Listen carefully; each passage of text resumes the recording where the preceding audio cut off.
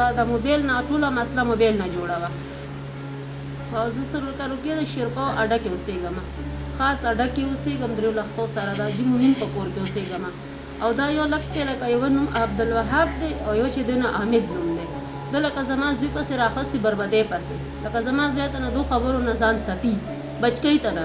خو بیا ده داسې کار وکړو ده زما زوی له موبایل ورکړو په 20,000 باندې، چې په 20,000 موبایل ورکړو نو دا چې دی دا پرون راغلو وایي چې زما اوسې پکار دی، دا مې پکار دی، ځکه زه کور کې نه وم، زه هسپتال ته تللی وم.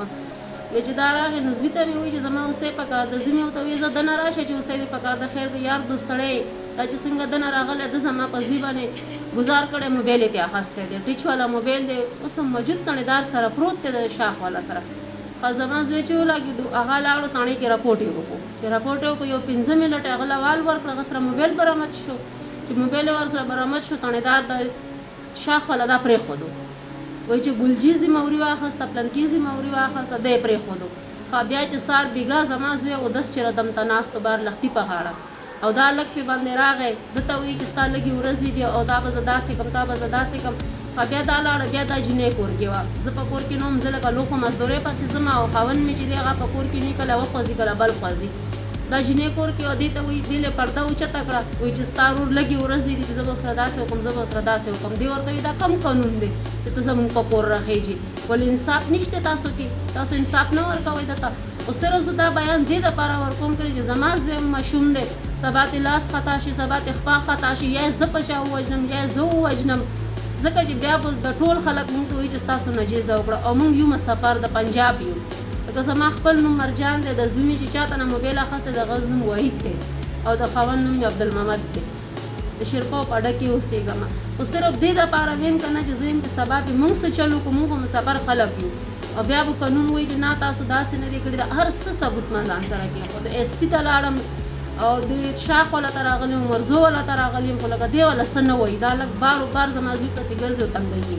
خبره نه کې په لسو پسې زه 3 پیرې لاړم، تاڼې ته په 4 پیرو پسې زه لاړم، هسې کچه درخواست رانه ولیکي، وایي ښه بس راوبې غواړو چې ماښام شي، شپه تېره شي، ورځ تېره شي، 25 تاریخ نه زموږ دا مسله چالو ده او دا لږ ځي راځي زما کور ته. او چې په لسو پسې ورشم، په لسو ته یو هوټل والا ورشي بس هغه ذموري والي او واپس هلک پرېږدي، هلک بیا زما کور ته بارو بار راځي، بېزتۍ پسې بارو بار راځي. وایي چې ما ته وایي ایس پي ته لاړه شه، ډي ایس پي ته لاړه شه، سیشن کورټ ته لاړه شه، وایي چې کوم ځای ته ځې لاړه شه. لکه دا هلک ما ته وایي ولې دا څه بدماش ونه چې دله څوک انصاف نه ورکړي، انصاف لاړو کمې بوله چې دته څوک څه نه وایي، دا څه دونه شی خو نه دی. او نه مونږ مسافر یو، مونږ جنګ نه کوو، مونږ جګړې نه کوو، مونږ خپلې مزدورۍ پسې دلته راغلي یو. صفا سوتره خاوند مې د باغونو کار کوي او زوی مې دی سره د جمي د کبانو کار کوي، اوس د باغونو کار کوي. زه خو مسافره ښځه یم، د پنجاب یم، ولې څه سیارېږم نه سغا نه کوم، خو نه زه یم مسافري د اسم وطن ویلې. زه د پیو نه دا درخواست کوم چې زما د مسلې انصاف ته وشي. څه چلو کې زما زوی و بې ځایه ځای کې ووژني، زما زوی که بل ځای مړ شو، زما 4-5 ځایه د خاوند دښمني ده، زما زوی بل چا ووژلو، زه به نیسم حامد او عبدالوهاب، دی به زه نیسم چې دی زما زوی پسې راخستې ده، بدګرۍ پسې دی راخستې ده، هغه ته نه ځان ساتي. او ده سره ما دا خبره هم وکړه، ما ورته وروره ګوره ستا په زما په زوی 100 روپۍ دي، ده ما ته وایي چې ما پې 2000 روپۍ دي. هغه چې ولګېدو زمونږ نیک اسپ نومې دی، هغه وله 3500 روپۍ ورکړې، وایي چې ګوره غریبه ښځه ده او د دې ورله بیا را نه شي.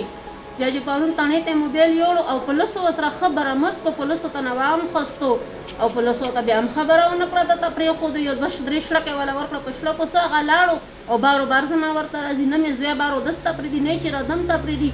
او بارو بار زما کور کې یو لور لیونی ده او دا مې چې دی دا کور کې وي، دا به زما کور بېزتي کړي، دته به قانون څه نه وایي. او زه د پیو نه دا درخواست کوم چې زما مسله د نن حال کې ماښامه ګورئ.